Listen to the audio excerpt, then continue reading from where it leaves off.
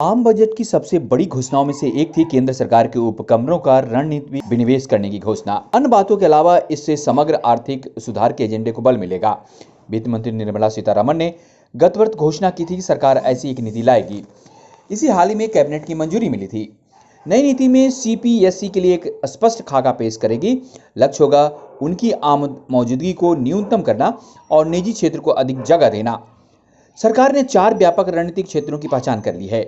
इनमें नाभिकीय ऊर्जा, अंतरिक्ष और रक्षा, बिजली, पेट्रोलियम, कोयला और खनिज, परिवहन और दूरसंचार तथा वित्तीय सेवाएं शामिल हैं।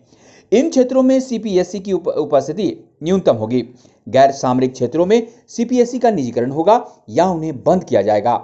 सरकार की इस बात के लिए सराहनीय करनी होगी कि उसने असाधारण रूप से यह साहसिक नीतिगत कदम उठाया है। हकीकत तो यह है कि वित्त मंत्री ने अगले वित्त वर्ष में 2 सरकारी बैंकों और 1 बीमा कंपनी के निजीकरण का प्रस्ताव भी रखा है। यकीनन इससे नीतिगत अवरोध टूटेंगे और नई शुरुआत होगी। इस प्रक्रिया को आगे ले जाने के लिए सरकार ने नीति आयोग से कहा है कि वह रणनीतिक विनिवेश वाली कंपनियों की सूची तैयार करे। इस नीति से कई लाभ होने वाले हैं। यह मानना अहम है कि विभिन्न क्षेत्रों में सरकारी कंपनियों की मौजूदगी प्रायः विसंगति पैदा करती है और निजी क्षेत्र की कंपनियों को बाधित करती है, जबकि उन्हें अधिक कठिन वित्तीय हालात को सामना करना होता है।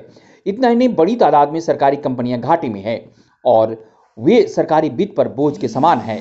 उदाहरण के लिए भारतीय नियंत्रक महालेखा परीक्षक की एक रिपोर्ट दर्शाती है कि मार्च 2018 में समाप्त वित्त वर्ष में 184 सरकारी कंपनियों को कुल मिलाकर 1.4 लाख करोड़ रुपए से अधिक का घाटा हुआ और 77 कंपनियों के विशुद्ध मूल्य पूरी तरह नष्ट हो गया। समस्या यह है कि मुनाफे में चल रही सीपीएसई का प्रदर्शन भी अधिकांश मानकों पर निजी क्षेत्र की समकक्ष कंपनियों की तुलना में काफी खराब है।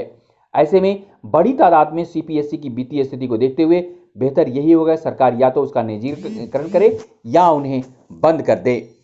चूंकि सरकार के लिए वित्तीय स्थिति भी दबाव में है, इसलिए विनिवेश प्राप्तियों का इस्तेमाल बुनियादी ढांचा जैसे क्षेत्रों में वित्त पोषण के लिए किया जा सकता है। केंद्रीय वित्त मंत्री निर्मला सीतारमण ने जब बजट पेश किया तो काफी उद्योगपतियों ने इसका सराहना की, क्योंकि कोई भी ऐसा टैक्स नहीं था जिससे कि कोई कठिनाई महसूस हो। आम आदमी को राहत देने वाला बजट ऐसा माना जा रहा है, लेकिन अभी बहुत कुछ पिटारे में है जो खुल के आएगी। 1-2 बातें जो उद्योगपतियों के खासतौर से खटक रही थी, हॉस्पिटलिटी क्षेत्र में सरकार ने अभी तो कुछ नहीं कहा। उनका कहना था कि शायद आगे फिर सरकार कुछ इस पर कहेगी। कैमरा पर्सन राशि साथ मानवेंद्र, नमस्कार।